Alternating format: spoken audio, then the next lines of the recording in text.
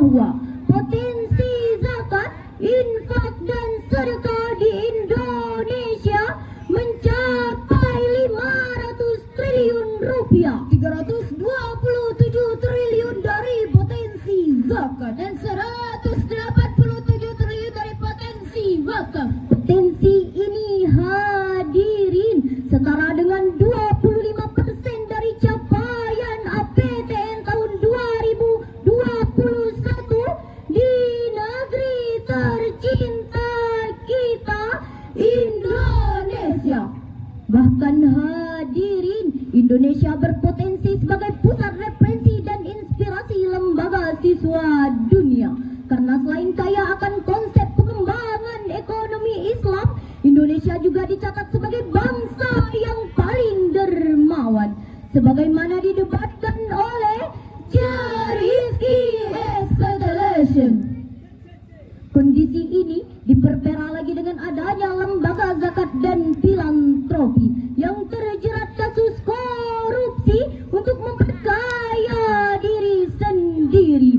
Bayangkan hadirin, BPATK mencatat lebih dari 176 lembaga zakat dan pemberdayaan umat justru melakukan penyelewengan dana sumbangan. Jika hal ini terus kita biarkan, maka kepercayaan masyarakat terhadap lembaga zakat semakin terdegradasi. Pengumpulan dana zakat dan donasi menjadi sepi, kegiatan pemberdayaan umat terhenti, kemiskinan semakin menjadi-jadi, bahkan ancaman kekufuran semakin mendekati bangsa ini. Betul, kajal fagru ayyakuna kufra, na'udzubillahi min zalik. Oleh karena itu hadirin, pengelolaan zakat produktif dan wakaf cash sebagai penguatan kesejahteraan umat menjadi tema Syarhil Quran yang akan kami bawakan pada kesempatan kali ini dalam landasan Al-Quran surah At-Taubah ayat 103. A'udzu billahi minasyaitonir rajim. Bismillahirrahmanirrahim.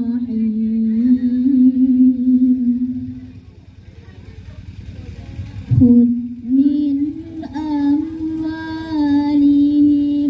sadaqatan tutahhiruhum wa tuzakkihim biha wa shalli alaihim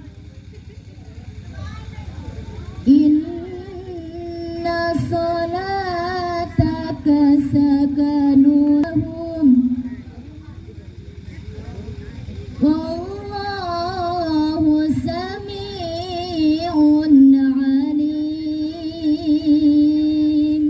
Hamba berlindung di bawah kekuasaan-Mu ya Allah dari usikan syaitan yang terkutuk dengan menyebut nama-Mu ya Allah yang Maha Pengasih lagi Maha Penyayang. Ambillah zakat dari sebagian harta mereka guna membersihkan dan menyucikan mereka, dan berdoalah untuk mereka. Sesungguhnya doamu itu menumbuhkan ketentraman jiwa bagi mereka. Allah Maha mendengar, Maha mengetahui. Dewan Hakim yang mulia, hadirin yang berbahagia, asbabun nuzul ayat tadi berkenaan dengan permohonan Abu Zubabah beserta kedua sahabatnya yang mendatangi Rasulullah SAW memohonkan ampunan dan dihapus segala dosa dan kesalahan dengan menyumbangkan harta mereka. Namun ketika itu Rasulullah menolaknya dan mengatakan, "Ma umirtu an akhada min amwalikum syai'a." Aku tidak diperintahkan untuk mengambil harta kalian. Kemudian Allah menurunkan ayat ini. Demikian penjelasan Ibnu Jari At-Tabari dalam kitabnya Tafsirut Tabari Jami'uni Bayani Ta'wili Ayatil Quran, jilid ke-11 ayat 659 baris kelima bagian bawah. Dalam perspektif ilmu ma'adi dalam ayat tadi, Allah menggunakan kalam ilsa talabi dengan sigat fi'lun amr. Artinya Allah subhanahu wa ta'ala menyuruh Rasulnya agar mengambil zakat mereka sebagai sarana mensucikan diri dan harta mereka. Melalui ayat ini pula Allah mengisyaratkan pentingnya pengelolaan zakat secara proporsional dan optimal untuk kepentingan dan kesejahteraan umat seluas-luasnya. Hal ini sebagaimana di dalam lagu Umi Elfi Sukaisi yang berjudul Pecah Seribu yang telah kami ubah liriknya. Ayo zakat,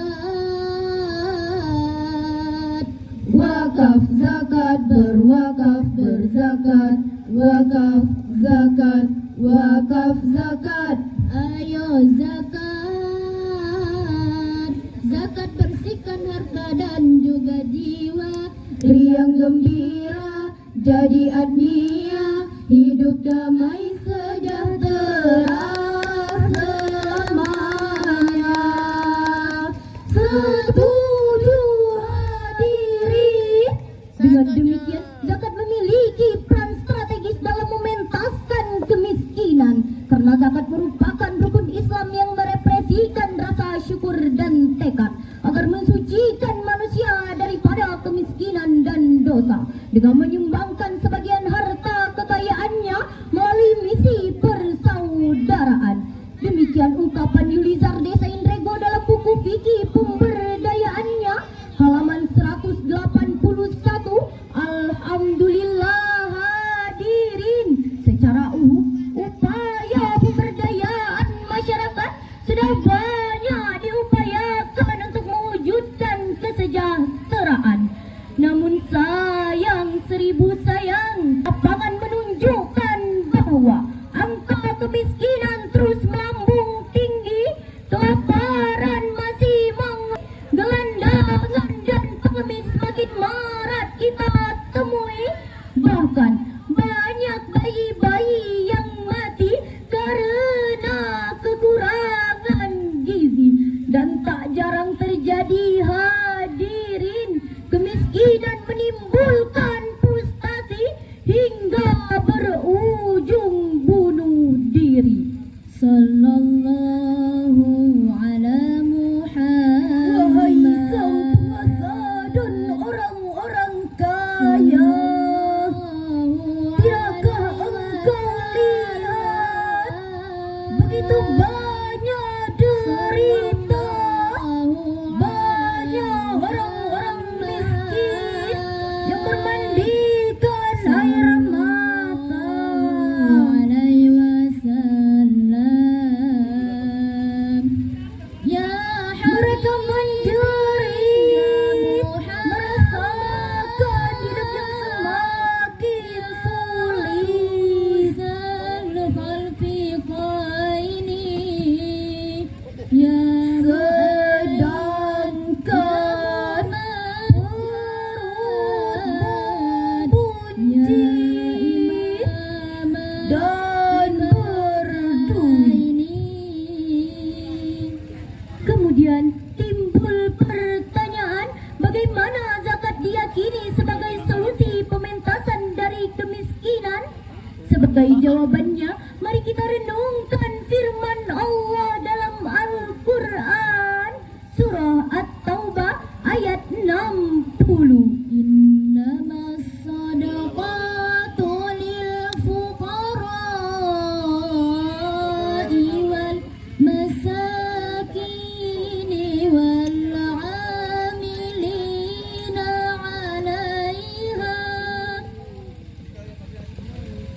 والعاملين عليها والمؤلفة قلوبهم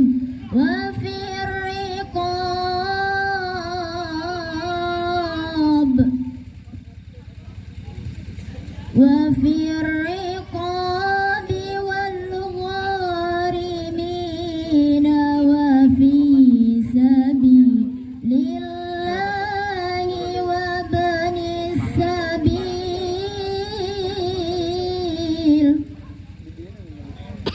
فريضة من الله والله عليم حكيم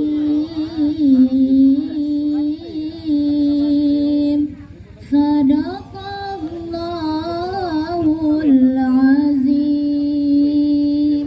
Sesungguhnya zakat itu hanyalah untuk orang-orang fakir, orang miskin. Amil zakat yang dilunakkan hatinya mu'alaf untuk memerdekakan hamba saya, untuk membebaskan orang yang berhutang untuk jalan Allah, dan untuk orang yang sedang dalam perjalanan sebagai kewajiban dari Allah. Allah Maha mengetahui, Maha bijaksana, Maha benar Allah dengan segala firman-Nya. Dewan Hakim yang mulia, hadirin yang berbahagia, dalam ayat tadi Allah mengawali ayat dengan lafaz innama. Dalam perspektif ilmu ma'adi, lafaz innama merupakan konser atau talsis, yaitu menghususkan sesuatu dengan cara-cara tertentu. Artinya potensi zakat secara khusus dimanfaatkan oleh orang-orang miskin, para pengurus zakat, hamba saya, para mualaf, orang yang berhutang, sabilillah dan ibnu sabil.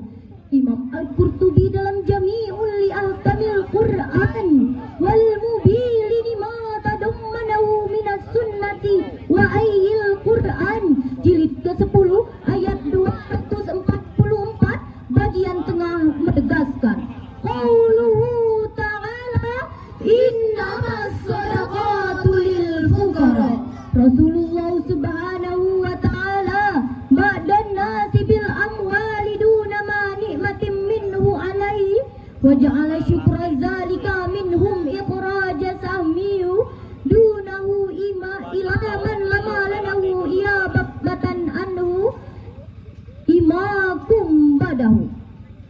Hadirin, firman Allah dalam Al-Quran, innamas shadaqatu lil fuqara.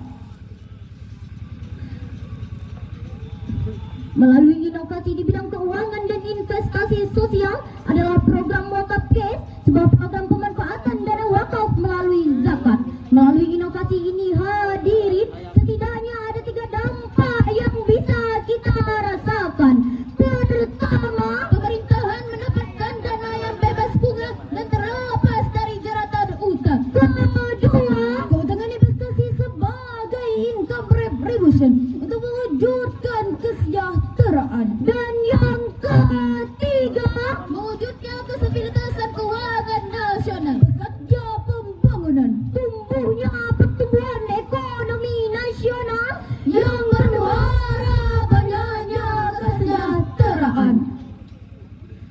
Dengan demikian hadirin, dari saran tadi dapat kita ambil kesimpulan bahwa pengelolaan zakat yang profesional di samping pengunduhan ekonomi yang bersifat konsumtif adalah solusi tepat untuk mewujudkan generasi yang iman dan ilmunya yang kuat, tubuhnya sehat, IQ-nya hebat, pendidikannya bertingkat-tingkat, tempat tinggalnya bertingkat, kerjanya meningkat, sehingga menjadi bangsa Indonesia sebagai bangsa yang kuat, hebat, bermartabat dan berdaulat.